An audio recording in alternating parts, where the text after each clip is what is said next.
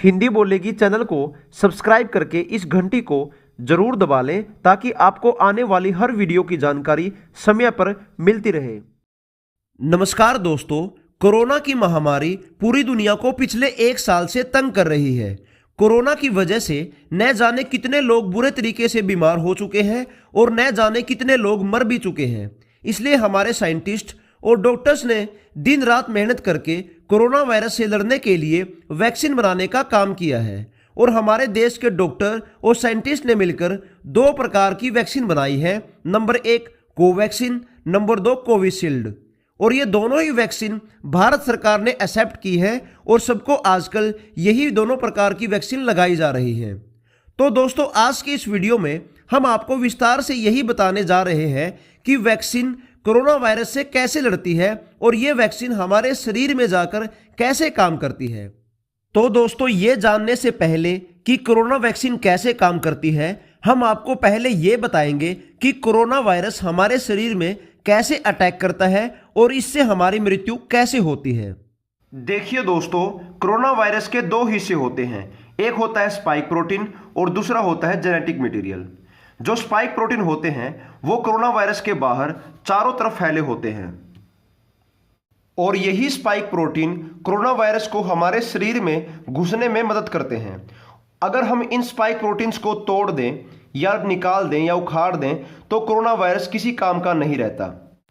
और दूसरा, corona virus के अंदर जो जेनेटिक मटेरियल होता है वो अपने जैसे नए संतान को बनाने में कोरोना वायरस की मदद करता है।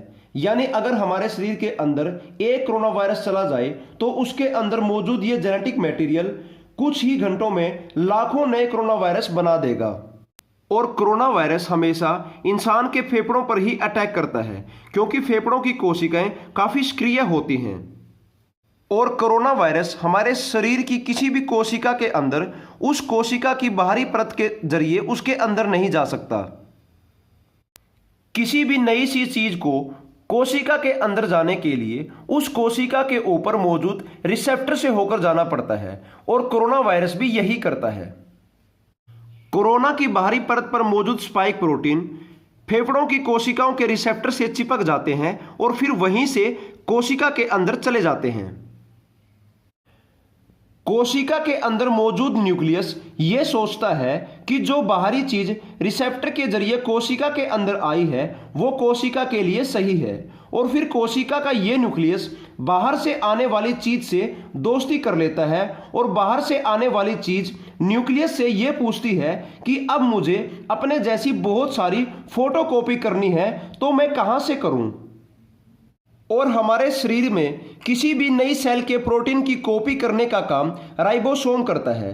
राइबोसोम बहुत जल्दी किसी भी सेल के प्रोटीन की लाखों कॉपी कर देता है और अब ऐसे ही कोरोना वायरस करता है।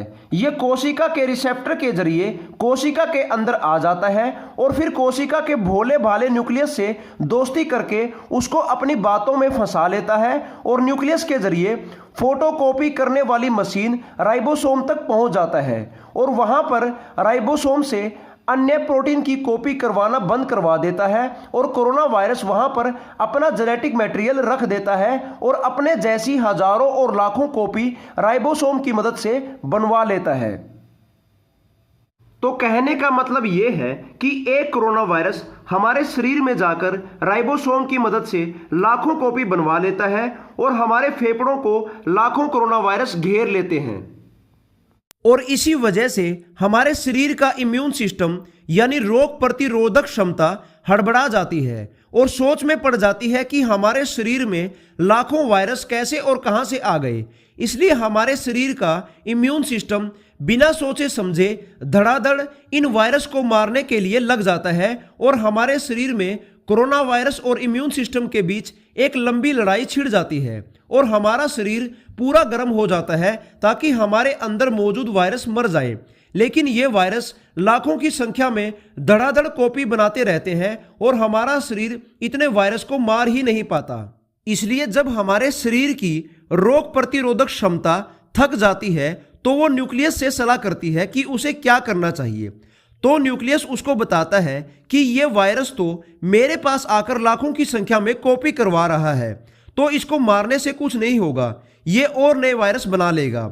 इसको हमारे अंदर आने से यानी कोशिका के अंदर आने से ही रोक दो और इसको कोशिका के अंदर आने से रोकने के लिए एंटीबॉडीज बनाओ।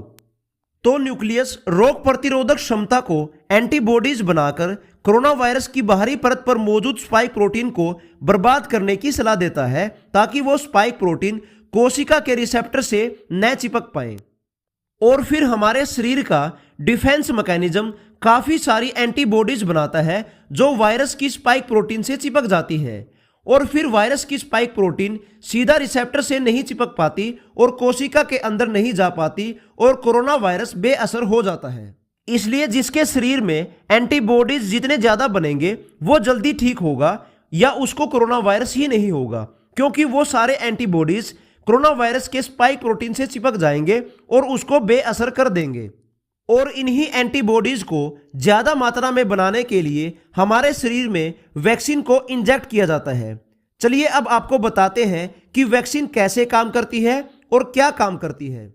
तो दोस्तों, वैक्सीन का मुख्य कार्य यही है कि वैक्सीन जैसे ही हमारे शरीर में चली जाती है तो हमारे शरीर में बहुत ज्यादा मात्रा में एंटीबॉडीज बनने लग जाते हैं और ये एंटीबॉडीज कोरोना को चारों तरफ से घेर लेते हैं और कोरोना की स्पाइक प्रोटीन से चिपक कर उसको बेअसर कर देते हैं।